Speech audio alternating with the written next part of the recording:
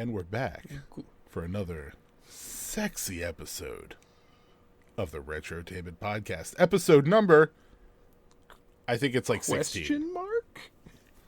I'm going to say 16. I'm like 80% sure on that one. Have we done that many of these? There's quite a few of them up, yeah. Huh. It all just blurred together, I guess. Yeah. Welcome to another exciting, I'm going to ballpark like an hour and 10 minutes of us sitting here and making shit up as we go. Mm-hmm. Mari, say hi. Hi. There you go. Anyway, here with my co-host, Dr. Slam Jangles Johansson, also known as Zach. That's me. I'm here, and I got a prognosis for you. What's the prognosis? Oh, you're death. Death. You're gonna die. Just. I mean, that's There's fair. no hope. Get your affairs in order. Get your house in order. Don't worry, he's a doctor from the South, which means he doesn't actually have a degree. He probably went to Brown. Am I right? Anyway, so what's new with you, Zach? Work has now become the most monotonous job I've ever had. I take the rug, put it in the box, I sidestep about half a foot, I take another rug, put it in that same box. I do that, anywhere from 3 to 6 times, depending on the size of rug and the size of the box. And then I fold it up, and I put it through the little automatic tape machine, and then I rinse, repeat. And I do that for 8 hours a day, and it is... I bought some wireless earbuds, finally, specifically because I knew this job was gonna... This was gonna have to... I was gonna have to start doing this. So I've taken to wearing a beanie. That's just my thing now. I just wear a beanie. And I just... So you wear a beanie, you use wireless headphones, and you drink coffee. You're turning into a hipster. Yeah, just one earbud, just enough to... Just one so I can, hide it and keep another ear open. Because I'm not supposed to, but I do it anyway. And I fucking thank God if I didn't, I don't know, I'd go stir crazy. Just being alone with my own thoughts. Are you the only one there? No. Just, fucking, I don't want to talk to these other people. Fucking, I got... you turn the page, you watch your hand. So I've gotten through, in the past 2.5 weeks, I've gotten caught up with all of my podcasts as they come out, and I've finished, 3 audiobooks, so... Yeah, welcome to my life. Yeah. Oh, I used to do that shit all the time when I when I worked at Walmart, because I would do the same thing. I would have I didn't have wireless earbuds. I had to snake that shit under my shirt and everything, but I had to do that. So yeah. Now that you have 8 hours a day to listen to shit that I can recommend you listen to, I'm just gonna tell you should listen to the Adventure Zone. That's the D&D thing. That right? will cover. Yeah, that will cover you for 2 weeks. There's a lot of it. And each one, the first one is 3 hours long. By the way, you can skip the first one. Go to the second one. It's a condensed version of the first one. Seriously, Adventure Zone is good shit. I did start in the last one we did when we were talking about Control. I mentioned the Laundry Files book series by Charles Stross.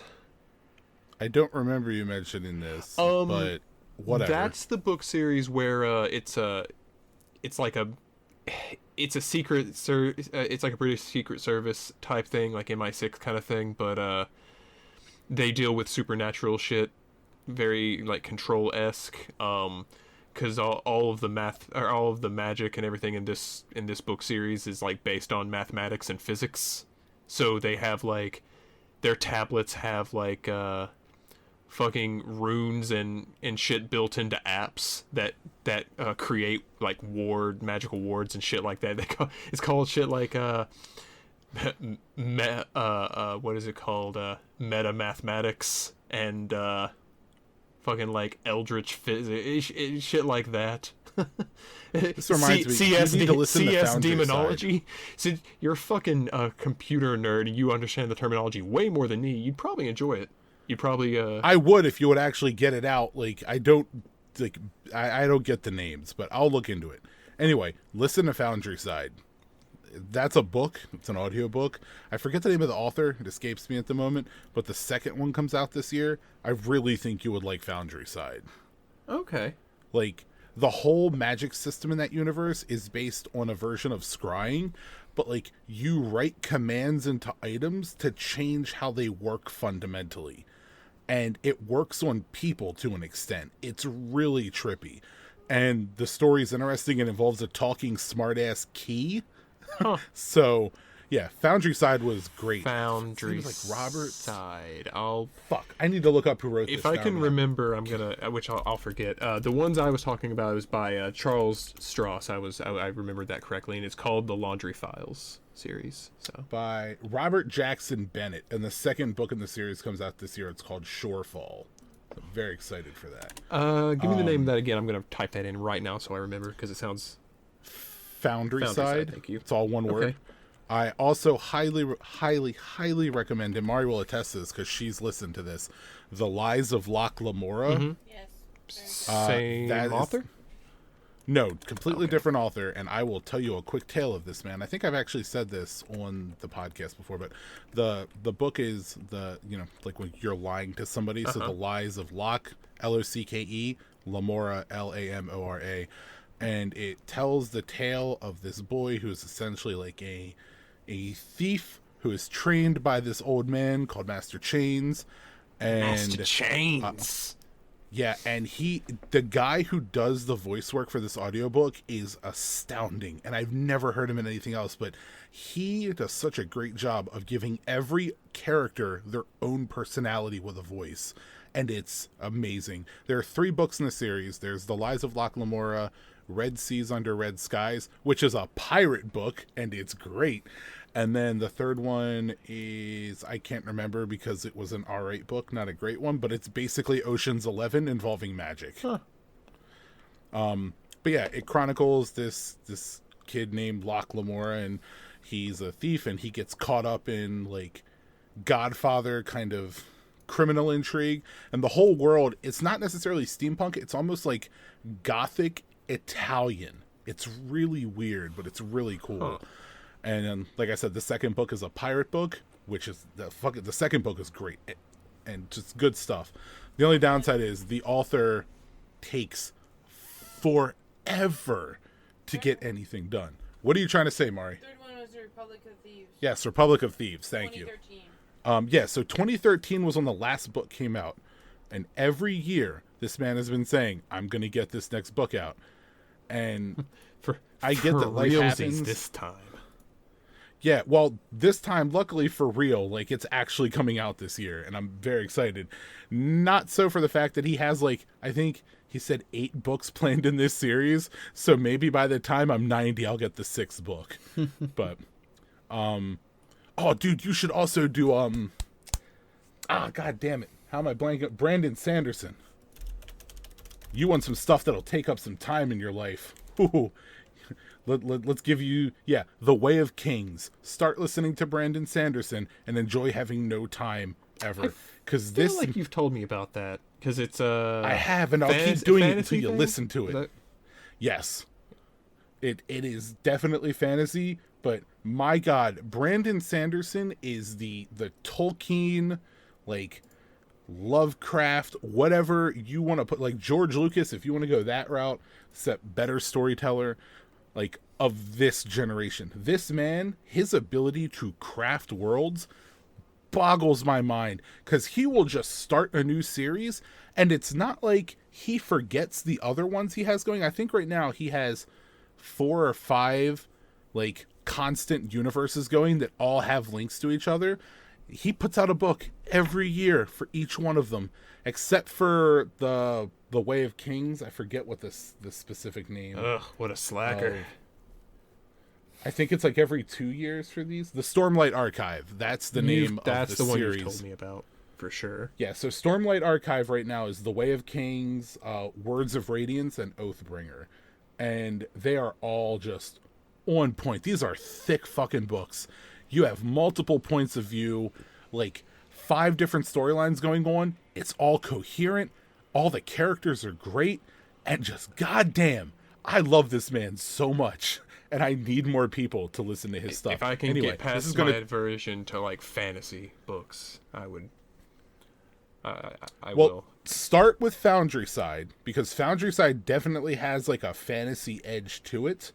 And then if you like Foundry Side, listen to Loch Lamore, because that's a little more fantasy, maybe not like Lord of the Rings level, but if you like that, then just jump into the deep end and listen to Way of Kings, because Way of Kings is a 52-hour long audiobook. Jesus, I am used to 10 to 15 on average for audiobooks.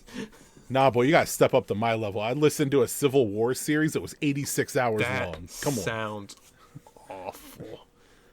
No, it's great. Like, he gives you something to look forward to, and it keeps me sharp. Like, I like stuff. No, like I mean, that. about having to listen to Civil War shit, I barely got through that shit in high school and junior high, and basically every year in school in the South, because we don't want to ever forget the Civil War. Well, I mean, to be fair, you probably didn't. You do know you lost the war, right? Like, they at least taught you the correct version of it. No, Josh, we won. I'm pretty sure you're the wrong one. Also, you're part of the All right. South, so you need to make peace with that one of these days, buddy. No, you lost. Anyway, well, that's cool. I mean, I'm glad. Like, Lord, dude, I have so much shit I can throw at you to listen to. Like, I really want you to listen to Mars Corp, the podcast. I started it. I don't remember. I didn't get very far. I don't remember what happened. Just start it over, dude. It's a comedy series, and there's not even that much to it. But anyway, I'm glad that's worked out. What about anything other than work? You seen any movies? I've seen a handful of movies. Well, should we save movie conversation for after like the wrap up? Yeah, okay. we can. We'll hold on to the movie we can stuff. just do a big old movie bukkake and go through all that. I've seen a couple, not that many, but yeah, I mean nothing's really different with me. I work at a fucking library. Nothing changes. Yeah. Trump is trying to pull more money from libraries, but I found out that he's been trying to do this for the past like 3 years, and every year, instead of removing funding, they somehow trick him into getting more money. So we have more funding than we have in the past like 10 years. So great. What has anything else happened that I can think of? Oh, Mari started a new job. Oh shit! What's she doing? I hadn't heard.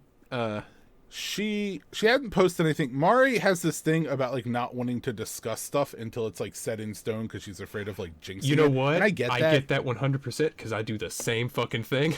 because usually when I do say something like, "Oh man, I went to an interview and it went really really well," and I'll like tell like fucking whole family about it because I'm excited. I'm like, I got this shit, no problem. And then I don't get it. I'm like, should have kept my fucking mouth shut. This is my fault. I did this.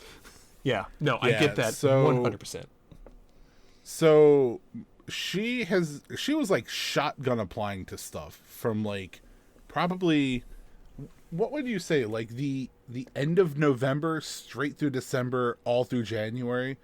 Yeah, because at first I was just kind of applying picky, like choosy. Yeah, at first you were going through that like post phase of losing a job where you're like, this is terrible, but man, I have some free time now. I'll just look at what I want to. And then by the end of December.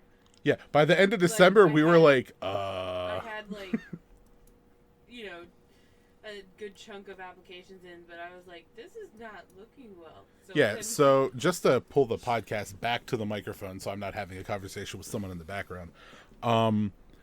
Mari had essentially been applying for federal positions, and anyone that's ever applied for a federal job up here in like the Delmarva region, you apply, and then it's like 5 months of not hearing anything.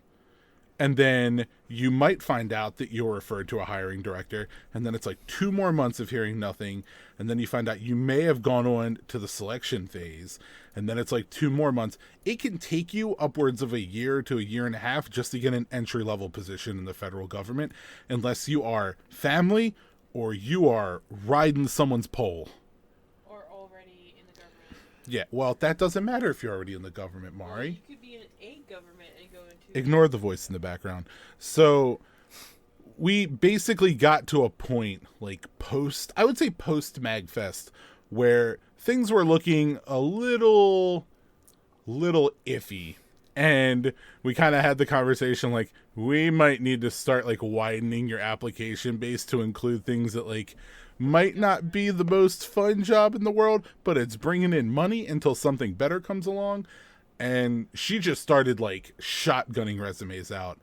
And the first, what was the place you interviewed for? That Micro Center. Yeah, so the first position she got an interview for that we were kind of excited for was Micro Center. It was to be a general manager for them, and it would have possibly involved moving, which at first I wasn't too keen on, but like we talked about it, and I'm kind of at a point now where like if someone's going to pay for me to move to another part of the country, I'll probably take them up on it. But Micro Center didn't work out, and then there wasn't anything else until CBRE, Well, there right? was Geico, but we weren't going to do Geico. Oh yeah, so Geico wanted her to work like the most ridiculous schedule ever. It was like all night shifts and weekends. It was weird. Yeah, it wasn't very kosher. Like that sounds No awful. holidays. yeah, AJ works for Geico, and I talked yeah. with him about it, and he was like, "Yeah, starting off as a bitch, but like it's a really easy company to move around in once you've been there for a little bit." So that didn't work out, and then she got a call back for a job. I didn't even know she applied for this company called CBRE, which is Caldwell Banker Real Estate. I'm sure at some point anyone listening to this has seen a Caldwell Banker Real Estate sign on a building somewhere. I looked up this company, and they've been around for over 100 years at this point. So she got a call for them to do like, I don't remember the hospitality management. Look, Yeah. the short of it is she's essentially a secretary that makes sure shit's in order in the office. But the interesting part of this job is Mari has to get a secret clearance from the federal government because the building she works in is used exclusively by the DoD. And that's as much as we will talk about. So, cool. Yeah. Yeah, it's money and it's a job, and as long as the secret clearance goes through, no, that's awesome. But anyway, that's really, I guess, the most exciting thing that's happened. Well, congratulations to There was like 4 Mari. different applications that came through at the same time. Yeah, and then like she had 3 interviews for this job, and it's one of those things where like you have a phone interview, and then you have a person interview, and then you have another person interview, and as she's getting these interviews and it's going along, she has other companies finally starting to call in. So it's like she would have had a guaranteed job at Best Buy if this didn't work out. Yeah. So it's like, do you take the guaranteed job, or do you go for the one that might be better? Mm-hmm. So, yeah. But anyway, Well, congrats so- to her. yeah, Zach says congratulations. Misty and I have been looking around for stuff because, boy, am I sick. Fucking, I mean, we're sick of living where we're living. For one thing, we want out of this town. I was but- very disheartened to hear that you're not going to be looking to move up here. I got very excited for that briefly, but Yeah, I mean, nothing's out of the cards yet, but we're throwing our net somewhat closer. But fuck that. Go big or go home. yeah, You did. But You did go home. yeah. I mean, yeah, he literally did go home. He threw it closer. So, yeah, that's pretty cool. So anyway, moving on from life shit, I'm gonna let you pick. We can talk about movies, or do you want to go over the news that I've picked out? the news. Let's do the news. Yeah. All right. So I have picked out a handful of gaming articles or things happening. So that was Josh doing the There, news. there you go. Good job. So the first thing I wanted to discuss was the link I sent you on Facebook earlier. Did you watch the trailer for that Yeah, I thing? did. It looked neat. I had enough time to just watch the trailer, and then I had to like go and we had to go do our taxes. because we did Yeah, those I we did those like an hour ago and got that shit over with finally. But we are not doing our taxes until we know that her thing passes, just because we know we're gonna owe, and I want one less thing for a federal person to look at for a clearance check. fair. So, yeah, I had never heard of this thing until earlier. I've been keeping an eye on this thing called the Analog Pocket, which is essentially a Game Boy clone that can play like Game Gear games, and I'm thinking you can probably hack it and play ROMs. I'll send you a link to that later. But somebody mentioned this thing called the Polymega, and for those that don't know what the Polymega is, it is a console that can play disc games from the PlayStation, the TurboGrafx, the Neo Geo CD, and what was the other one? The Sega CD? I think it was Sega CD, which that one doesn't surprise me because apparently Sega CD is just the easiest one. Back in the day, you didn't have to mod a Sega CD at all, and the discs had no copyright protection, so you could just pop that shit in a CD burner on your computer and fucking you're golden. That's all you needed. Yep. But the really unique thing about this is the base console does that. You have the ability to attach add-ons that allow you to play cartridge games on it too. And the add-ons that they support right now were the SNES, the NES, the Genesis, and the TurboGrafx. Fuck, I'm blanking. Hold on. I think the cartridge might have been the TurboGrafx. So it looked like these cartridge slots were like interchangeable pieces, right? Instead of a Retron where they just have like a cartridge slot, all just slots all over the fucking thing. It's just this That's really cool, but also I can see it kind of getting expensive. Like I said, I didn't get a chance to like do a deep dive. Did they do any kind of each price of the points? attachments? Each of the attachments are $60. They come with a controller that basically spoofs the one you would get with the system. So the NES one looks like an NES controller. And the base system itself, you could pre-order it back in 2019 for $250, but I think someone said it's $300 now. $300 ain't bad. And the base is... So you figure if you go all out on this, you would be spending $540 to be able to play... I actually have a list here. I'll just go over it real quick. PlayStation, the PAL version and the Japanese, Saturn, PAL and Japanese, Genesis, Mega Drive, Japanese Mega Drive, the 32X, the 32X PAL and Japanese. I'm going to stop saying PAL and Japanese. You get the idea. The 32X Sega CD, the Sega CD 32X, TurboGrafx 16, TurboGrafx CD, PC Engine, Super Graphics, Neo Geo CD, NES, and SNES. So... That's really cool. Fuck, I would... Wait, was Saturn on that list? I say Sega CD was, but was Saturn? Yep. Saturn might push me. The base system comes with the disk drive, right? Yeah, so the base system can play Saturn, and that's tempting because as far as I know, Saturn emulation is not easy. That's really good. Now, what I'm curious about is if you can play burnt discs on this fucking thing. Yes, I don't know. How into like console modding and piracy, video game piracy did you ever get into? Because I got into it pretty heavy for a while.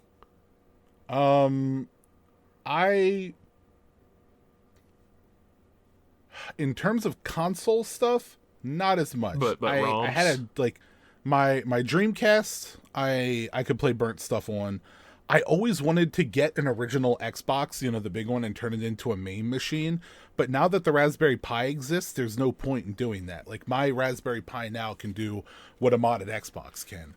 But in terms of, like, handheld, like, piracy and shit, I was all over that. Oh, yeah. My original PSP was modded like a motherfucker. My PSP wasn't. Of course, everyone had flashcard readers on the DS. Yeah, my PSP, my DS. God, the DS was the best thing ever for piracy. What else did I do? Fuck. Yeah, I'm blanking right now.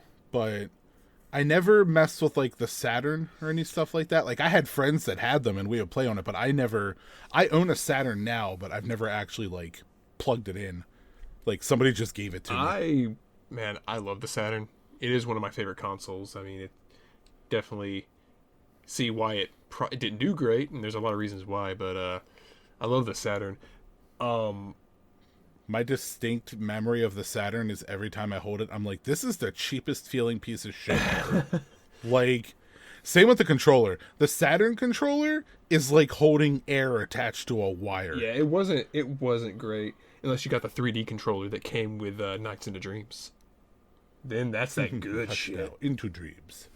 Yeah, I got really into it in high school, like console modding. Fuck it, like I would get on the old peer-to-peer downloading pirating programs, like the Emule. I never had LimeWire because I heard real early on that shit would give you computer aids. But like there was some. I loved Oh LimeWire. man, I never used that one. I used like Emule and one called like BearShare, like some other one. But yeah, I would pirate the like ISO files and whatnot, and I would have like 3 or 4 different burning programs depending on the game or what kind of file it was. And PlayStation was modded to play burn discs. The Saturn was easy. You only had to solder like one thing for the Saturn. Dreamcast didn't need a mod chip. Some of them needed boot discs, and I think this Dreamcast had to be made before December 2000 if I remember. And like I said, the Sega CD was the easiest one. But yeah, I think I had the house fire, but afterward I still have I think I still have like a little binder full of like some burnt games that I did after my house fire, because I'm just like, fuck it, I'm gonna do it some more. So but yeah, that was like a genuine hobby for me for a little while. Couple things. One, I posted a picture in the Discord thing. Yeah, you did. That is apparently the light gun that they made for this. Oh, did they find a way to make light guns work on HD televisions? Isn't that an issue? Yes, they did. Huh. Yeah, because it didn't work with like the way the original gun worked was it would like capture frames in between the interlacing. So I guess they did with this. Who knows, man? I don't know. This thing looks awesome, but I'll tell you what, I'm not spending a goddamn dime on it until I see some reviews. I learned my lesson with the Oya back in the day. Yeah, you did. So, what else? So yeah, the Polymega, definitely look into that. Pretty excited. Let's move on. Let's do that's not important. Nobody cares about that. I don't know why I looked that up. So limited run games, you know who they are, right? I do. They announced that they will be at E3 again, which makes me happy because last year they announced a ton of cool shit. Like they did their whole slate of like the Star Wars games coming out. They're going to be there again. They will be there Monday, June 8th at 3 p.m. Eastern Standard, which is pretty cool. Jumping off of that into a slightly bigger thing to discuss is I never know how to pronounce this guy's name right. Jeff Keighley? Yeah. That's it. Yeah. That's the only way I've ever heard it pronounced. Yeah, he is not going to be at E3. It is the first time in this show's history, 25 years, he will not be there. Huh. And he has not said directly why. Just, quote, I've made the difficult decision to decline to produce E3 Coliseum. That's it. That's all he said. He mentioned in a Twitter reply that he thinks E3 should become more digital and global, and I'm inclined to agree with that. There's a rumor that Nintendo may not be showing up at E3 also, and it's kind of sad to me because I've never been able to go to E3, and that is still like a childhood dream for me. Well, I mean, you couldn't It's for kinda the sad to see it longest decline. time, and then they opened it back to the public, what, 2 or 3 years ago? No, it was earlier than that. It was like the early to mid 2000s you could start going. You just had to pay. If you had press credentials, you could apply for a pass. But it was like, I think around the really early 2000s is when they shut it off. And I know it was gone for 1 year, I think. But now, like, I mean, hell, as long as you have a moderately successful YouTube channel, you can apply for press credentials and get in. You just have to get a hotel there. But I remember like being a kid and reading GamePro and EGM and just being like, dude, E3 is like the Willy Wonka experience for me. So it kind of sucks to see that it's dying. Yeah. Didn't Nintendo not go last year? Have they? Sony said they were pulling out, right? Yeah. Sony has not been there for 2 or 3 Yeah, years, I I knew think, at that. this point. I don't recall if Nintendo was there last year, but I want to say they were in like a limited capacity. I mean, they're But more in terms of they're them, more content to do their own little press conferences and just be like, they're Nintendo Directs. yeah, we don't need no E3. I mean, the way they don't, the Sony, like the little Sony events they've been throwing, they work well for them. And the Nintendo Directs work fine when they're not announcing, new characters for, new Fire Emblem characters for Smash and pissing people off. Finally, another Fire Emblem character. Behold, this is my face of giving a fuck about Smash Emblem or Smash Emblem. That should say something like Smash Brothers characters. I just don't care. It's fair. But yeah, it kind of sucks to see E3 potentially dying, but whatever. Who knows? Maybe we'll make it there before it dies. That'd be fun. If we get to go the last year, we could just piss on the ashes of the convention. That'd be great. Let's see. Moving on. The prototype, the Nintendo PlayStation prototype. Have you heard about this? Nintendo PlayStation prototype. No. Yeah. All right. So, do you even know what this is? No, I doesn't even vaguely Zach, sound familiar. you blissfully ignorant fuck. Allow me to give you a little bit of video game history. So, you know that originally Final Fantasy VII was supposed to be developed for the Super Nintendo. Yeah, well, yeah. History-wise, I thought this was like some kind of new thing, but It is. Oh. Okay, so you Yeah, know yeah, I know the- you know at least know what yeah, it I is. know the old Okay. history behind it, and like the Nintendo DD and all that shit. But yeah, I know all that. So, for years, this thing was thought to be vaporware, that it didn't exist, that there was a prototype of it, and like no one ever found it. Apparently, some kid's dad worked for Nintendo. My dad 'cause worked that's for the way Nintendo. it goes. He took one of these things, and it was in his attic for years. Didn't know what it was. And I think it was like 2 years ago, he found this. It was 2 or 3 years ago. And started like going to conventions with it and touring with it and showing it off. Something that pisses me off. Apparently this thing was at fucking MagFest when we were there, and I didn't get to see it. Wait, it was? Yeah, it was in their video game museum. I keep meaning to and go I to missed the. it. I've never even seen the video game museum. I really need to go to it next year. Anyway, finishing the story. So this guy was touring conventions with this and showing it off, hoping to make money off of it. Apparently it was costing him more money to do that. So he put it up for auction, saying that he was getting offers of upwards of $1 million for this thing, and that he was going to have to make some of his money back or sell it off. And the last that I had heard, the video game museum in Texas was trying to get their hands on this and like get him to donate it. And he's like, no, I can make money off of this. So he put it up on auction. The current bid right now is $15,500. And I told Mari, like, if I had the money, I would bid on this thing right now and just donate it to the museum. Like, I don't even know what else to really compare this to in terms of like importance in our hobby. Like, I don't know what would be as important for comics. Like, if I guess an unknown copy of the original Batman got discovered or whatever, but like, this is the divergence point in video game history where we went from, Nintendo being the dominant power to like Sony coming out and like flexing its muscle. Like, this thing is super important to video game history. And it's really frustrating that this guy's just trying to make as much as he can off of it. And it's going for like pittance right now. So I really hope that this actually meets the minimum bid at some point. It's probably not. Because if this guy can make $1 million off of it, he's probably hoping it's going to hit $1 million. Yeah. But it just sucks that this is probably going to go into some private dude's collection and never see the light of day again. Yeah, that is a shame. Yeah, so... next thing, let's see. Sony and Microsoft partner up for cloud gaming, announce Forza Street for Galaxy devices. Apparently, this is one of the first serious usages of Project xCloud, which is their streaming of like console quality games to devices that don't have the hardware to support it. Mm-hmm. So it'll be kind of interesting to see where this goes.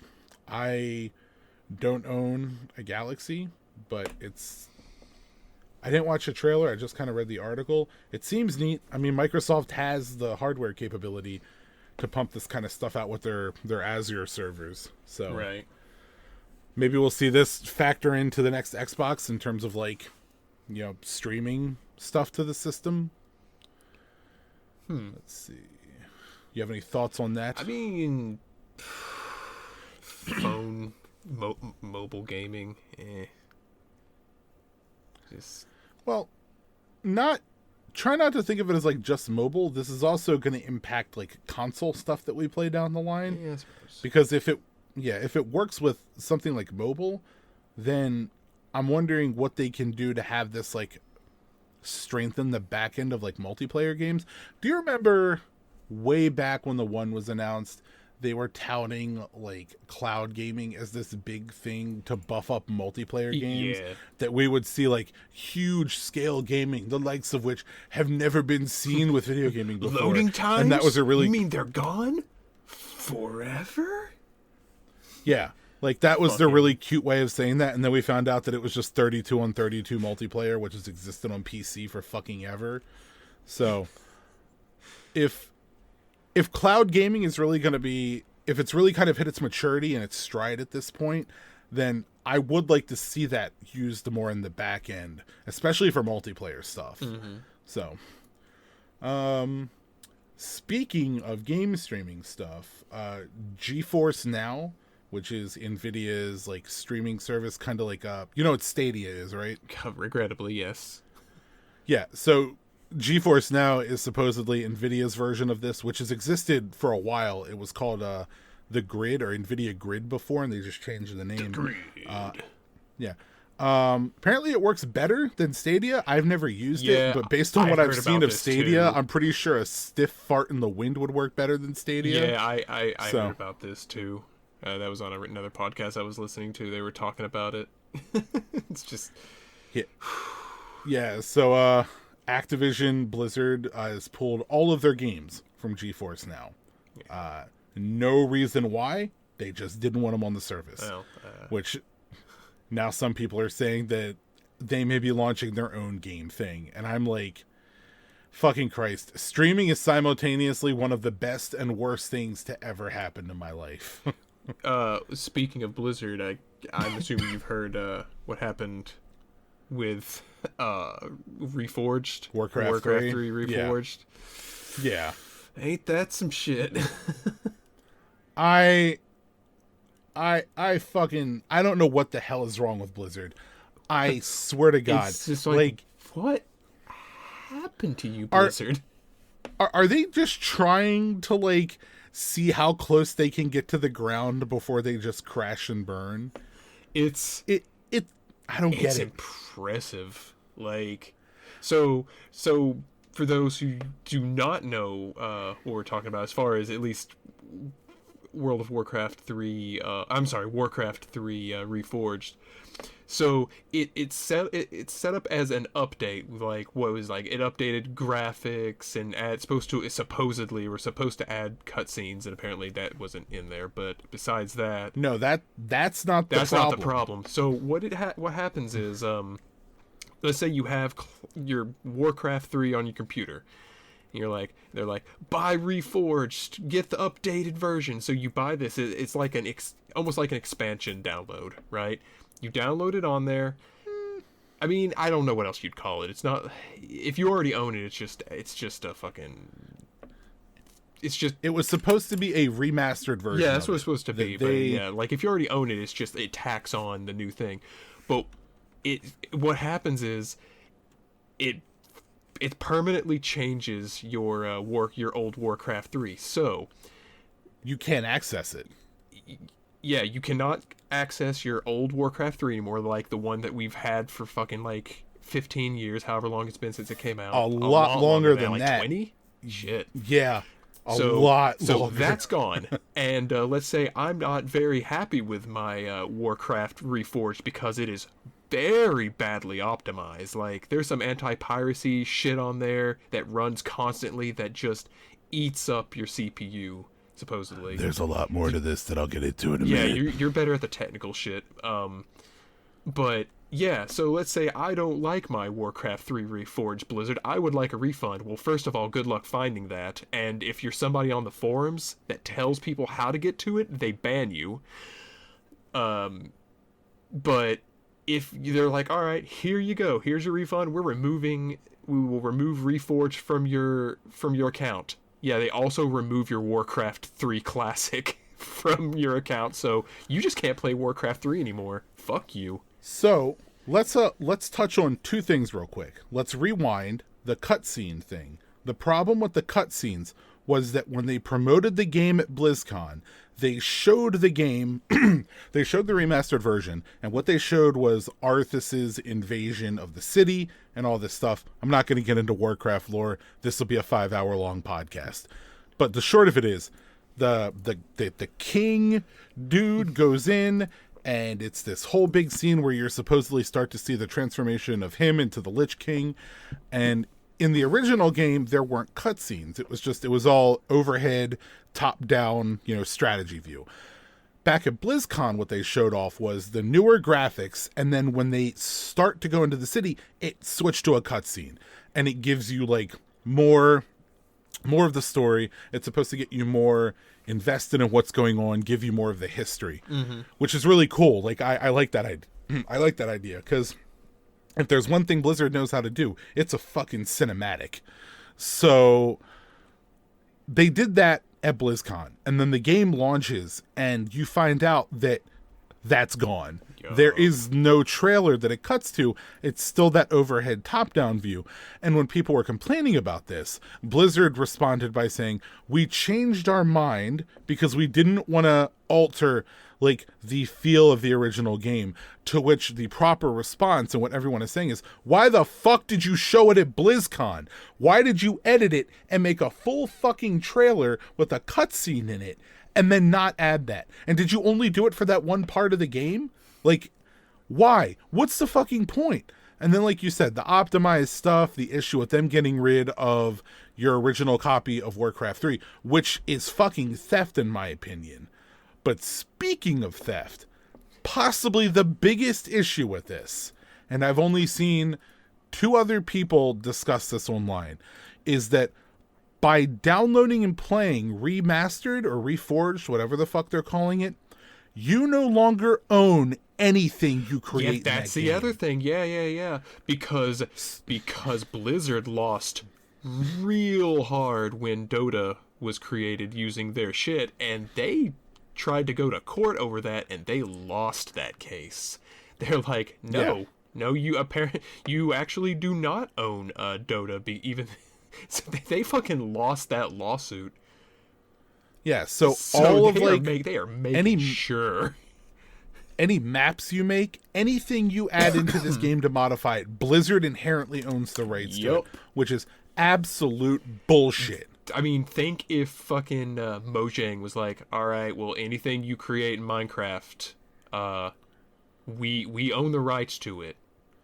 Mojang would automatically be the most valuable company in the world. Yup. $7 quintuplion. Yep. But yeah, so that's fucking Christ. I'm looking at my desk right now in front of me, and I have Warcraft magnets and Diablo magnets in front of me. Oh yeah, and I'm just why? You're like a much bigger Blizzard dude than I am. Yeah, I fucking love Warcraft. I adore Diablo. StarCraft, I'm okay with, but it's not. I'm not partially Korean, so I don't have that like genetic desire to play StarCraft. I liked Warcraft 3 a whole lot. I really didn't have anyone else to play it with, and like anytime I went online, I got hit with the killers. Who I was like, oh man, I'm gonna build myself a nice little barracks right here. Oh shit, here all the orcs come. Yeah. Warcraft 2 though. Anyway. Fuck me. Back in the days of high school LAN parties, we would play so much Warcraft 2. We would just have like all 4 corners of the map, and we would there would just be armies upon armies of dragons and griffins in Warcraft 2, and it would just be carnage. Man, those were good times. I miss LAN parties a lot. Let's then we can end this Blizzard discussion on a good note, because I'm just gonna get depressed. Like, I don't think Blizzard understands what good press is anymore. So There's no such thing anyway. as bad press, sir. So moving on from gaming stuff that we talked about, you said you saw a shit ton of movies. What did you see? Let's see. Or should I just mention, like, the one movie that I've seen? Because I think it's only one. Well, Parasite? No. We already talked about Parasite. I talked about it. I hadn't seen it at the time. Okay, well, we could definitely talk about Parasite, Yeah. because that movie, fucking, yes. But you said you saw a bunch of movies. I rewatched Ghost World. Apparently it was a rewatch, because I don't remember. I started watching, I'm like, Oh, I'm yeah, pretty that's sure right. I've seen this movie. Now that I'm... Yeah, Ghost World's a good movie. I think it's based off of, like, an independently published graphic novel. It is, and Misty has apparently read it, and she did not like it. And that's all I know about that book, is that she did not like it. I remember seeing that movie because it was, like, one of my ex's favorite movies, and I remember watching it at the time, and I'm like, this is okay. It's kind of coming of age, not really, because she's not the main character's really not that good of a person. I don't know if she learns anything. I don't really know if that makes something a coming of age film. I don't know what constitutes coming of age. Generally, coming of age films are like the 15 to kind of 18 gap, or maybe 14 to 17. I usually attribute it to just like teenage, and they like had just graduated high school, so they're still in that, that age bracket. But I mean, I guess it also depends on the feel of the movie. Mm-hmm. Like, I would call my favorite, what I would call coming of age films, are like Fast Times at Ridgemont High, Clueless, Easy A. What's the fucking one with Woody Harrelson that was really good? did you ever see Booksmart? I did not see Booksmart. I wanted to Booksmart. see Booksmart. Watch Booksmart. Also watch Good Boys, because both of those movies are great, and they are both really fucking funny. Booksmart is I need to highly find them. recommended. Oh yeah, Edge of 17. That's the other one. That movie was fucking great. If you have never seen that, highly recommend it. Like, great coming of age film. Haley Steinfeld's in it. She's great. Woody Harrelson is fucking hilarious in it. So, yeah, it's cool. Ghost World was a perfectly acceptable movie, what I remember of it. So, I watched Creep 2. I have not seen Creep 2. You saw the first one, though, I didn't heard you? it was good. Yeah, Yeah. I love the first It's one. on Netflix, so watch that. Everything's on fucking Netflix. And let's see, where did I fucking watch that on? Actually, that'll come into when I make my movie pick later, but I'll go into that later. But yeah, I watched Creep 2. It's like an hour and a half, quick little movie. Was it as good as the first one? I think so. I really liked it. Okay. I know I mentioned this to you. I watched The Guest. Yes, you did mention that. The Guest was a really cool movie, and it's one I had never heard of. It's about this guy. He's like an ex-soldier. He got honorably discharged due to, I think, injury in the field.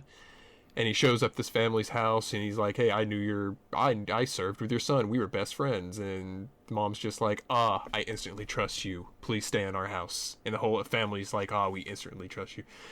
But all right. But it was that the dude who stars in it, like plays the soldier, really good. He did his role great. Most people in the movie did their role really good. The mom was fucking dull as dishwater. And it had this like, I'm gonna look this up while you're talking. it had about this really good like techno / like Europop techno soundtrack. Like, Oh, Dan Stevens. He was the. I think he was the soldier. Yeah. David, is that the main Yes, character? that's the main character. Yeah, Dane Stevens also played the Beast in the new Beauty and the Beast. Oh, well, there you go. Yeah, this is a solid movie. I will say there is one part where they're like, time to turn this, switch this from a like almost a horror movie, kind of like uneasy kind of feel. We're gonna turn this into an action movie real quick. So we're gonna bring in the soldier men and their guns, and it like fucking okay. This movie clearly did not take that much to make. It didn't need to, but they decided we need to bring in some soldiers to come and get this army man because he's apparently, a super soldier or something. Who's the tall? I can't remember his name. You're on the IMDb. He plays like the fucking main colonel. I'm not, but okay. Huh? I'm not on IMDb. I just went to the wiki for it. Okay. He's been in some stuff. He may have been in The Wire. He's that really tall black dude. Thank you. With the really tall black dude, he got the deep voice. You'll know exactly who he is if you fucking see him. I wish I could. Lance Reddick. He played Major Carver. Yeah, him. Oh, the guy who plays the concierge in John Wick. Yeah, that's where I know him from. Shit. I'm like, why do I know Mr. him? Wick. But yeah, he's in it. But like, so they bring in the soldier men, and they're like, so they suddenly have this action scene, and it is super clear that they didn't know how to do an action scene, because they even had the straight up cliche of, gonna dive to the side across the camera shooting my gun. And it's just like, the whole movie was really good until you get to that part, and that part really fucking sucked and was completely unnecessary. I'm so glad you brought this and up. Then it ties in perfectly to something I want to discuss. But like after that, it goes back to being a really solid movie. So like, great movie. What the fuck are you doing? Back to great movie. That's kind of the situation. But overall, I had a really good soundtrack, though. I think if you like Europop and shit like that, and electronica. I love the fact that you've spent the past 5 minutes talking about a movie that was not the one we need to watch for this. But I guarantee you, the minute we start talking about Boiler Room, spoiler, we watch Boiler Room, you're not going to know shit to say about it. Wall Street guy's a Wall Street guy. Moving on. So... yeah, so The Guest was good. But yeah, we watched Jojo Rabbit yesterday. That is on our list. I've heard. I'm going to tell you right now, nothing but good. It is 10 out of 10. Absolutely amazing. Yep, I have watched countless war films in my life, and I have rarely seen films like touch on the emotional aspect of war successfully. A lot of films try and it just comes off as forced. Mm-hmm. This is a comedy for the most part that does it better than most that I've ever seen. Like, there are moments in this movie where you will fucking laugh. It's just fucking funny. And then there are times when you're watching this when you're like, oh shit, this is World War II. There's some serious shit going on here. Every single person in this movie was amazing.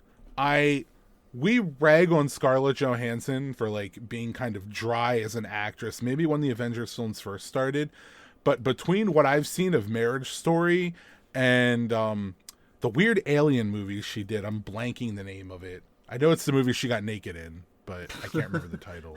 Yes, that one. And then like this movie, she was so fucking good in this movie. Like, she was also in Ghost World. That was a very young Scarlett Johansson.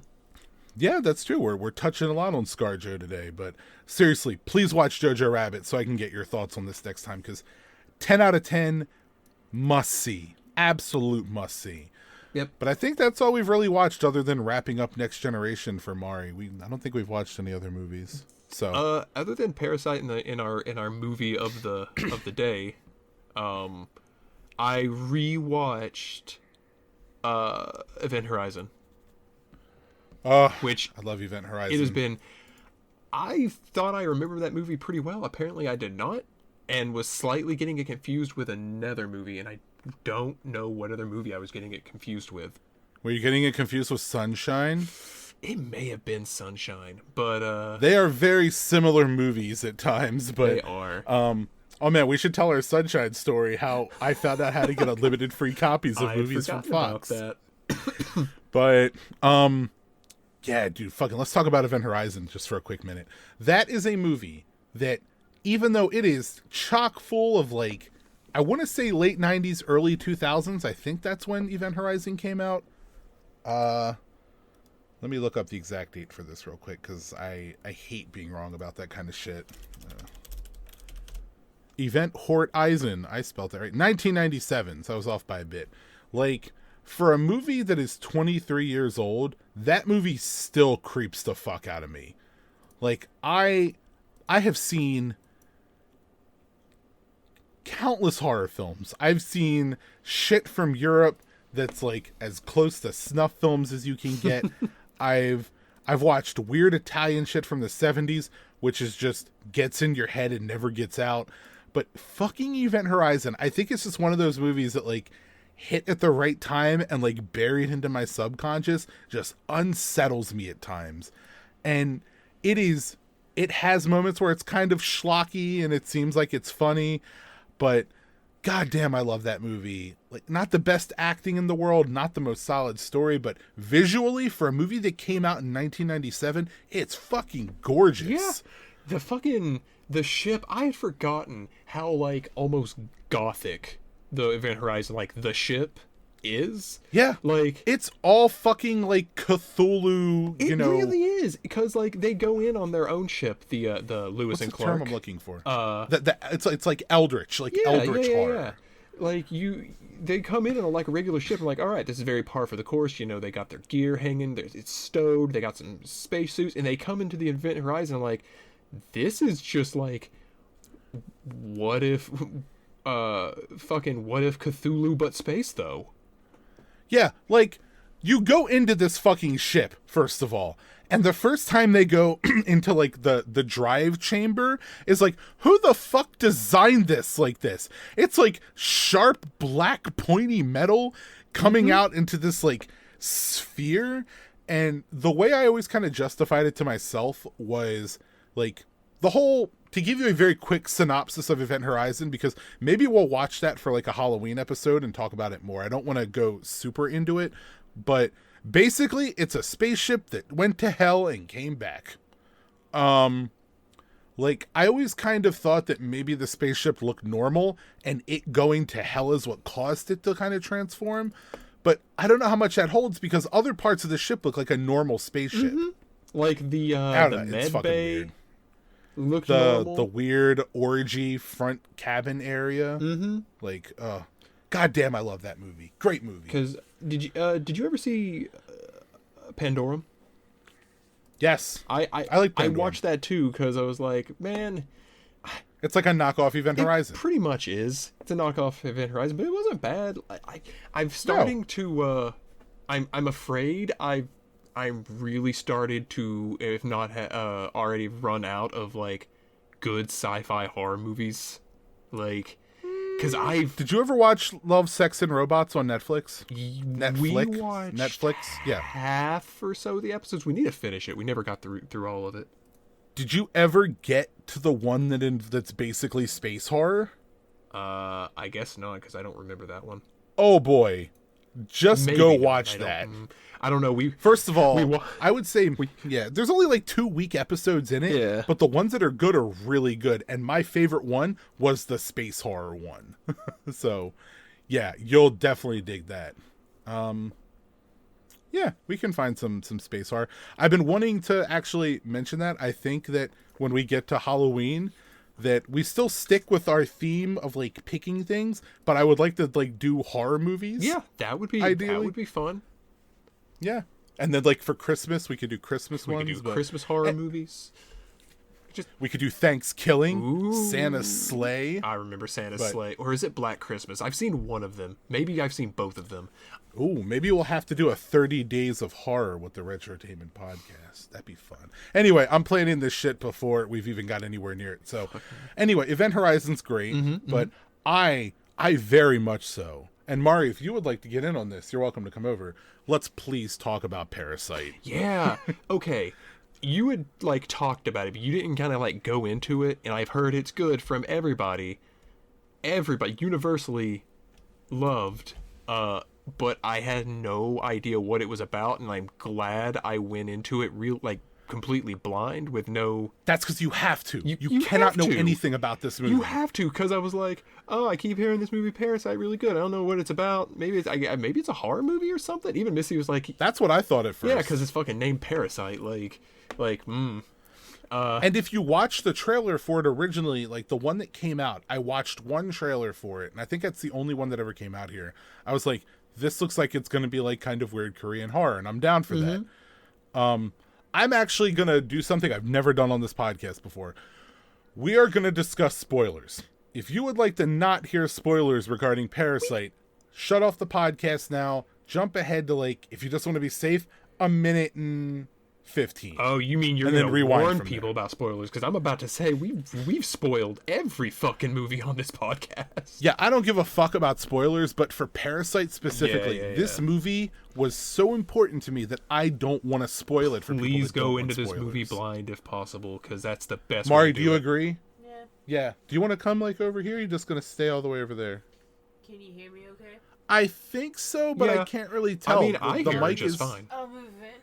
Yeah. Yeah, I mean, it's obviously background, but she's intelligent. This is like the first time that my mic has not been like, you know, Lagging. peaking everywhere. It's actually working really well right now, and I don't know why. But Yes. anyway, yeah, so Parasite, you agree, like definitely going blind.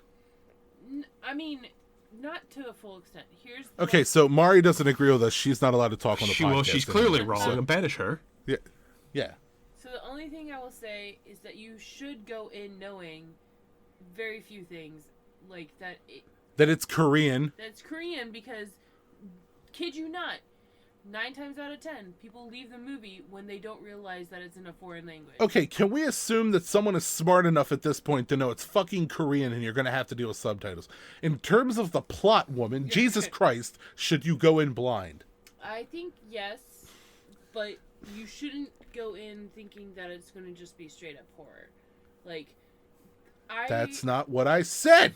My thing is, I went in with that trailer assumption of like it's a horror film. Yeah, but that was great. That's what was great about Right. it. I was pleasantly surprised, but I was also like constantly expecting like the horror aspect to drop. Like I felt like halfway through that this was not going to go that way. Well, this is a perfect time for you to learn to manage expectations. right. Anyway, so I firmly believe we should go in without knowing anything. But at this point, we've talked about not knowing anything for 2 minutes. So now we're going to get into spoilers. Zach, would you like to give the general summary of Parasite? Not really. No. Awesome. Fuck you. Jesus Christ. Why do I do this? You shit on me last time because I So- was very bad at it. Apparently, when it involves fucking soldiers and Lance Reddick, you can talk about it for 5 he's minutes. so handsome, Josh. He's so handsome. Parasite is the story of a Korean family, and I'm going to give you a super quick summary of this. It's a story of a Korean family who is down on their luck.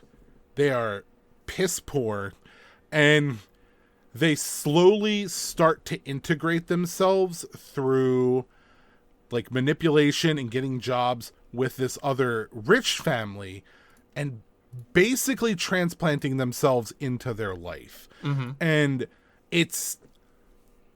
there is no written description of this film anywhere that can do it justice. I am not kidding you when I tell you this. This movie is probably in my top 5 favorite films of all time. It might be top 3 at this point. I have not walked out of a theater after watching a movie and just feeling so enraptured with something. There's a lot to fucking like feel from this movie when you're done, because you're just like, do I feel good about what I watched? I kind of feel bad about what I watched. Yeah. Because the fucking, the It's genius. there's some complex emotions going on when you watch this movie. Yeah, the short of it is this, is that over the course of the movie, eventually the entire family integrates themselves into working for the rich family. And you realize that there is some weird shit going on with this rich family. And unbeknownst to them, weird shit. yeah, in the home, like unbeknownst to them, their original, I don't want to say home care assistant. What's the word I'm looking Nanny? for? Nanny? I guess like a nanny? Nanny or maid? She was like the Maid? maid, Housekeeper? yeah. Housekeeper. We'll go with housekeeper. She Their original She was housekeeper. like a live-in maid. She lived there. She had basically hidden her husband inside of a hidden like sub-basement corridor in this house. And he was tapping out Morse code signals in the light to say shit. And it's so difficult to describe this fucking movie because there's so much to it. Like it is a meaty out but filling a good sandwich. chunk of the half of the film is gone. Huh? You don't even find that stuff out. Yeah, Until, you don't even find that out until you're like 40 minutes into this movie. Yeah. And the reason I mentioned earlier that I was glad that you brought up the shift to like an action scene in The Guest is because what I think is possibly the most genius part of this film is the shift from what seems to be kind of a quirky family comedy almost. You get like a solid hour of this to when you discover what's going on in this house and like they're going down to explore this, it shifts to like horror real quick. And I remember being in the theater and when they were walking down those steps, like I was fucking on edge the whole time. Like someone was going to jump out. And I haven't felt that way in a movie, let alone something that isn't branded as a horror in years. Like this movie is able to shift thematically and tonally so quickly between like horror and drama and comedy that it's astounding. And something I didn't even pick up on until today, like somebody posted it in the movie details subreddit, is that there's every scene in the movie where someone crosses a line beyond like their station in Korean culture, there's a literal line in the film that will divide them. Huh. And like the scene that they showed was when the housekeeper goes out and slaps the person, like they're sitting at the chair or whatever. If you watch the scene, the mother is on the steps above her looking down, and there's a line in the glass that divides them, and the minute she crosses that line, she slaps the person, and that's beyond her station. And then there's another one where like the father crosses a line into dealing with the other father, and that's going beyond his station because it's insulting someone who's your senior. Huh. So there's a lot of like sub-metaphor baked into the movie that I didn't even pick up on. But yeah, I could gush about this movie all night. Just, it is a perfect movie. Yep. The acting is perfect. The writing is spot on. The soundtrack is kind of minimalist, but it works. It doesn't feel like it's too long. I can't say it ends on a great note because it does end in a pretty kind of messed up. Yeah. like a really fucked up way. But the end of that movie, I guarantee you, if anybody who has not seen that movie tells you they know how that movie's going to end, they are talking out of their ass. You don't. If they watch the first 10 minutes and say that, they are not paying attention. The genius is, like, Mari said you could watch the first 10 minutes, and, like, she was like, they could watch the first 10 minutes and try and guess. You could watch that movie up until, like, the last 15, 20 minutes, and you still have no idea what the fuck would happen. Mm-hmm. When that dude ran up with the knife and just fucking went at it, I was like, holy shit. Like, and then there's like the whole scene with the son, like trying to contact the dad. Like, Yeah. God damn, dude. Trying to buy the house, but, you know, Yeah. that kind of stuff. God damn, that movie was so fucking good. I don't even remember if that was, like, imagination. It was he was imagining Yeah. it the whole time. Yeah. Like, dude, when he had that fucking dream of, like, buying the house and reuniting with it, I'm like, dude, this is such a cookie-cutter ending, but I love it so much. Mm-hmm. And then you find out that it's in his fucking head. I'm like, God damn it, you fucked with my expectations, and I love it. It's great. Yep. Anyway, is there anything you want to say about it? Because I'm just fucking going on you at this point. Fucking, you covered it. I'm just, yeah. I'm not like the biggest subtitle guy. It's not because I'm too lazy to read subtitles, because I fucking hate that shit when they're like, oh, you just don't want to read. I'm like, no.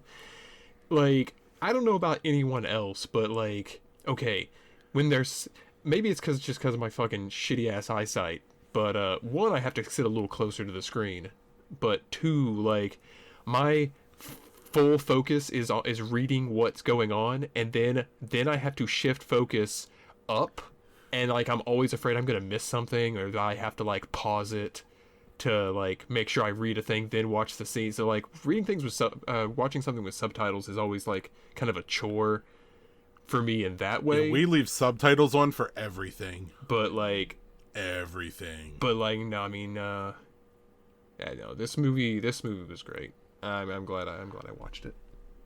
If you enjoyed this, I would highly recommend watching a movie called The Handmaiden. The Handmaiden and Her Tale? No, not in Her Tale. Not the Handmaiden's Tale. Mari, do you want to give your synopsis of the movie, how you felt about it? In just general tones, like at first watching them take over this family's like every possible cash grab, like I realized, yeah, these dudes are pros at getting your fucking money. Yeah, not just like within themselves, but they like invent new things to create like the therapist position and all that. Like they invented that for, you know, them to have another position in that family that didn't already exist. But you know, at first I start to feel bad for the rich family. You know, like you start to feel like, yeah, they're figuring this out, but also like this woman is being, you know, taken, you know, for granted. That woman was an stuff. idiot. Right, and they state that, but like at first I kind of feel bad, you know. And their sons are racist toward American Indians, or Native American, indigenous people. Well, that's the term. Yeah, and the daughter and her tutor or something. The daughter was a was slut. happening at first, and then Slut dragon. Then he steps in as a tutor, and anyway. So at first I wasn't really sure how I felt about it. I felt like this is one of those Reddit everybody sucks here kind of situations. Yeah. Am I the asshole? Yeah. Yeah. You know? And then as it developed, I started to realize like more and more, you know, that while they shouldn't be doing what they're doing, like clearly there's this class distinction thing. You know, people keep bringing up like the Joker, you know, had the, you know, this theme about God, she talking about Mari, we're not talking about Joker. We're not getting into that. So but I just thought that in reflection, I'm like, oh yeah, this is more so not so much about someone taking advantage of a family, but like this story about the rich and how they look down on this poor family in their situation, and they probably wouldn't have given them these opportunities if they had been themselves, you know? So one thing I would like to point out, because I picked this up when I was watching the movie in the theater, and I like little Easter eggs and shit. Have you seen Snowpiercer? I have. It's directed by the same person, right? Yeah, Bong Joon-ho. So, a little nod to Snowpiercer in this movie is, do you remember in Parasite when they're talking about the house and how it was designed by this famous Korean architect? I mean, I only saw the movie once, but so like I may have missed that. Yeah, dude, you saw it like 2 days ago. Jesus Christ! Eat some ginseng. Work on your memory. Stab you fucking one of these days. Anyway, there's a scene in the movie where they're talking about the house, and it was designed by this famous Korean architect. The name of the architect is also the name of the guy that they unfreeze in Snowpiercer, who helps them get to the front of the car. Huh. Namgung Min Soo. So I thought that was a neat little nod. Yeah. I will end it with this. One thing we can all agree on about Parasite. If that movie taught me anything, it's how much I wish I was rich so I could have a fully stocked refrigerator at all times. Yup. Jesus Christ. Those people were eating large every single day. Yeah. Just platters of shit that they didn't even touch. And secret rooms that you actually keep track of. whatever. I want more of the food platters. I but mean, anyway, an underground bunker. But then I liked how all the these characters. I don't think any of them were anybody in this movie was particularly a good person. I mean, the rich people were kind of naive because but I don't know. But I don't know. Like the family, they're scumbags, but they're also really likable characters. And that's kind. yeah, That's they know how to manipulate their situation. So it's like, do you love them or do you hate them? That's hard to like pull off. It's like, how do you make this like shitty person a likable character? And they pulled it off. It's really good. Yeah.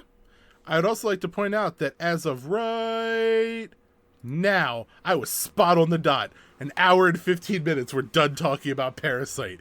Go me. Go you. Oh my god. So on that note, Zach, we should probably get to the movie that we're here to talk about, which is Boiler Room.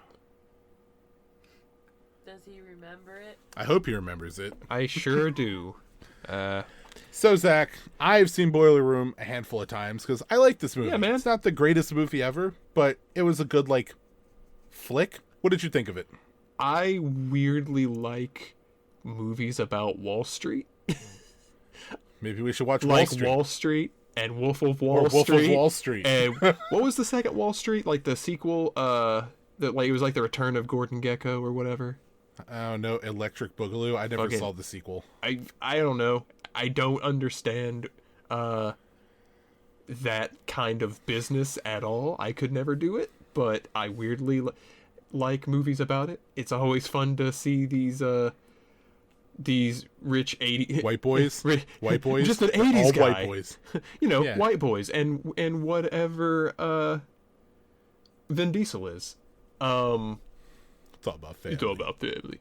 But I don't know. It's always fun seeing the fucking dudes in their suits popping preludes, fucking getting riled up.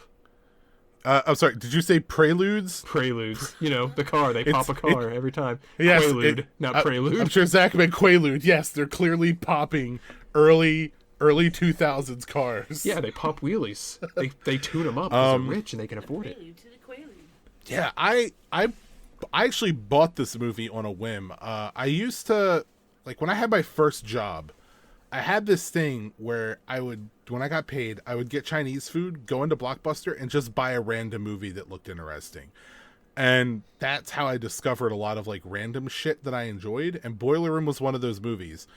It is a very, very loose adaptation of Jordan Belfort's book, The Wolf of Wall Street. It very lightly uses aspects of it, and by that I mean aspects being that someone goes to jail for committing securities fraud. That's really the only link in this. But the story basically chronicles Giovanni Ribisi's character, whose name I'm forgetting at the moment. Seth was his name. He is running an illegal casino in his house, has been lying to his parents about going back to school. His dad is a federal judge. He finds out, shit goes down, and one of his friends winds up coming to gamble at his casino after hours and basically rings him into committing stock fraud by selling stock for fake companies that doesn't exist to people that can't really afford it. And they're filtering off the profits of this, and it's all financial drama and stuff like that. But this movie, for something that came out in 2000, which, by the way, I'd like to point out, this movie opened the exact same day that Pitch Black did. So Vin Diesel had two movies open on the same day. That's interesting. I did not know that. I love Pitch I Black. found that out when I was looking this up. Yep, they opened the very same day. I don't know which one did better, but I don't know. yeah. This movie has Ben Affleck, Nia Long, Giovanni Ribisi, Vin Diesel, I forget his name. Something Cat. He's been in a few things I've watched. He was the one asshole trainer guy. Nicky Cat. It's fucking I don't remember, and that's bad because he was the actor I piggybacked for my movie that I picked. But go on. Really? Yeah. Well, I'll go look that up just so we know the name. But Nicky Cat, I think. Nicky. I want to say it's Nicky Cat. Yeah. Nicky Cat. Yeah. He played Greg in this movie. But yeah, it's a Jamie Kennedy's in it also. He's more annoying than anything else, just because I think the most lines he has is when he's saying, "Give me some of that nose candy." I don't like Jamie Kennedy But at Jamie all. Kennedy's fucking experiment or whatever the fuck. I don't Fuck give a Jamie fuck. Kennedy. All you have to know about this movie is you either sling crack rock or you got a wicked jump shot. That's the very beginning of this movie. It is early 2000s drama. It is filmed like everything from like the first 4 years in the first 4 years of 2000, where you either have a hip hop soundtrack or an electronic soundtrack. It's quick cut shots, shots of driving leading to shots of drama, leading to shots of a city, leading to shots of drama. So it is very predictable, but it's a decent movie, you know? I think my favorite character in this movie is Ben Affleck's character, because he only pops up like 3 times in the movie, but each time he just but every time Yeah. he's there, he just awesome. owns the scene. He's awesome. Fucking the scene where he like goes in and like it's their trainees for the first time, and the one guy's like, "Yeah, dumbass," who's like, "Get the fuck out of here." Fuck outta here. Just fires the guy right there. Who in here already has their Series 6? You do? Get the fuck out of here. We don't hire brokers. We train new ones. Oh, man. Yeah. So, anyway, Zach, talk a little bit about this movie. Just your thoughts on it. I don't know. Like, I just thought it was a really fucking, like, when you said it does have a little bit of that cheese on there, but it is, like, fucking perfectly enjoyable. It's not my favorite Wall Street movie, because I guess I've seen a few of them now, but I don't know, like I don't know, man. It's just I really liked this movie. I've almost bought this movie like 3 times. I don't know if I ever told you that. Like, You didn't. I would because I used to go around pawn shops around town when we had pawn shops and thrift stores that still fucking carried DVDs. We don't hardly anymore. But I would see Boiler Room at like every fucking pawn shop I would go to. I don't know why. A lot of people just pawn this movie, and I would always almost get it because I'm like, oh, I like Ben Affleck, but then I'm like, fucking whatever. I don't know what Boiler Room is, but I've almost bought this many times. Kind of wish I had now. Yeah, this is one of those movies that like I'll just casually recommend to people. Just be like, hey, you want to see an interesting movie? Watch this. I did not know it was loosely based on Wolf of Wall Street. Yeah. I think my only major complaint with this movie, if I have to pick something, is like I feel like it tries to weave too many storylines at times. Like, for being the movie that it is, you've got like the story of Seth like getting with the company and learning the ropes there. You have the story of him with his father. You have the story of him dating Nia Long. And then you throw in the story of fucking the poor fucking guy who's going to lose his house. Mm-hmm. Like, that shit was brutal. And then you really never find out what happens with him. Like, I think something that's always confused me about this movie, and we'll just talk about the end of it real quick, is the way this movie ends is that Seth basically agrees to work with the FBI to bring down the company he's working for, because he learned their secrets and he's learning that he's fucking over all these people. And the last person that he really sold stock to and fucked over was this like father of 2, getting ready to buy a house, and he basically, conned him into buying stock for a company that didn't exist, blew the deposit for their house. His wife ended up taking the kids and like going to their mother's house or whatever. And the end of this movie, you see Seth, Giovanni Ribisi's character, have this like change of heart, and he basically games their system to make it so that they give him free shares of stock of this new company so that he can sell them back immediately for a huge profit, to keep him around. He basically lied to the owner of the company, like saying that this guy was a whale, he'd buy more stock if we kept him around, so we'll give him this as like a gift to keep him on board, when really the guy was just fucking poor and he wanted to get his money back. So he gets Chris, who's Vin Diesel's character, to sign off on the slip after he admits to Vin Diesel, like, shit's going down. You've got like 15 minutes before the FBI raids this place. So Chris signs the sales slip, and it's kind of implied that I guess the father's going to be able to sell his stock. But the question I've always had is, the FBI is raiding that building. They're fucking done. Where the hell is he going to sell this stock? Yeah, Like, it isn't. It's not the cleanest ending, but I guess it's supposed to imply that, like, I guess everything's going to be okay for him.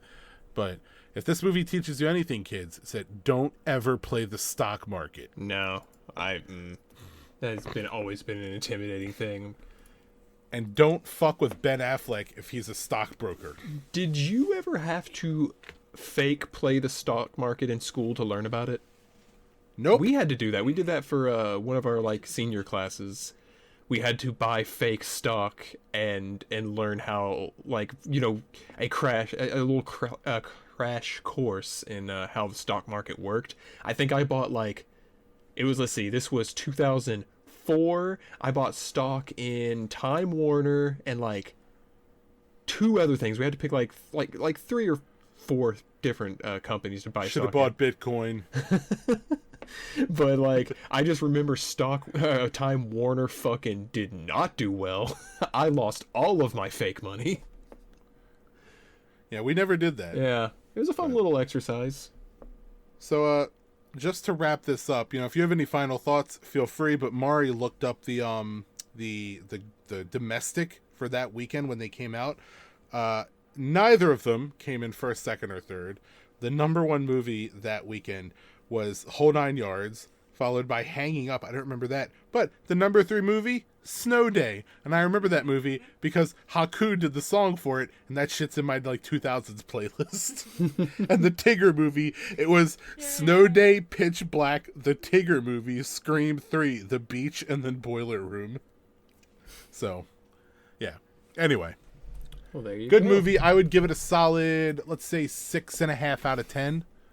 With a little asterisk next to it, just because it has like a special place for me. I'd give it about I'd probably give it about a 6 or a 7, kind of like in between there. I don't know if it's a movie I'd ever like watch again. Maybe not for a long time, but you know, if it were ever just like streaming, need something to put on the background, fucking just glance over. Yeah, I'd probably watch it again. You know, it didn't blow me away. It's not like Bloodsport or Shawshank for me. Yeah, I by no means did not like it. I really did like this movie though.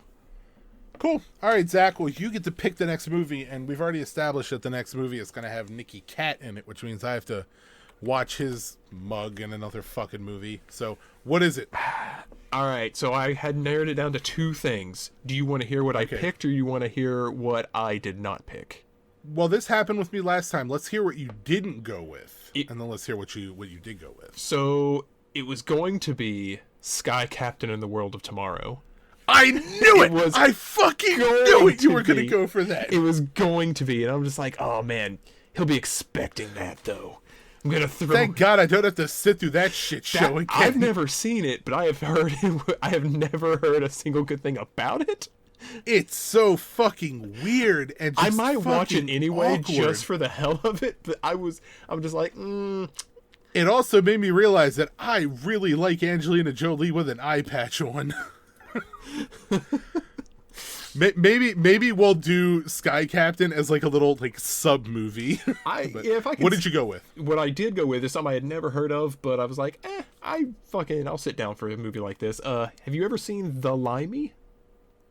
No, I don't even know what the fuck It's called The Limey. It's Is it streaming somewhere? I don't want to have to pay for this. It is. I actually looked it up. There's a streaming service that's free that you don't have to like sign up for anything for. It's on Roku. It's called Tubi. It's like Tubi. God damn it! I don't have to download something else. Is this on YouTube? I don't know. If you don't you have a Roku? No. Oh, I thought you had a Roku. Well, you might be able to just like go to the site or something, watch your own God computer. damn it, Zach.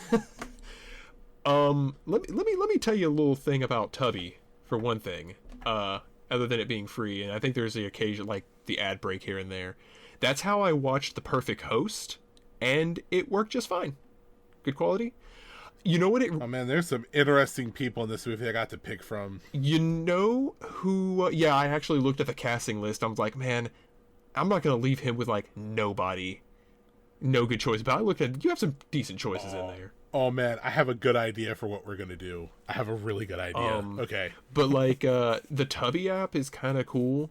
I'll see if it's on the TV, you know. Remember what Netflix was when it first came on the 360? How it was filled with all these like old. It was a mixture of shitty B movies that we could just laugh at and make fun of, but it was also had like all these like classic 80s movies and like Yeah, ice cold Pilsner beer. it had like a good mixture of shit you wanted to watch or things you could just make fun of. That's what Tubby is. That it's kind of it's what Netflix used to be before. All right, yeah. well, I'll see if it's on the TV. That's the only place I know of let's- that it streams. If not, Okay. maybe you get it from the library. Support your local I'll library. poke around. I guarantee you we don't have this fucking movie at the library, goddammit. But let's go ahead and end this here. We are about to hit the hour and 30-minute mark in about 7 seconds. So we're gonna speed through this. Zach, go ahead and do your thing.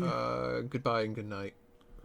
All right. We will see you guys in the next one. Mari, say goodbye to the people. Bye. Bye-bye. Later.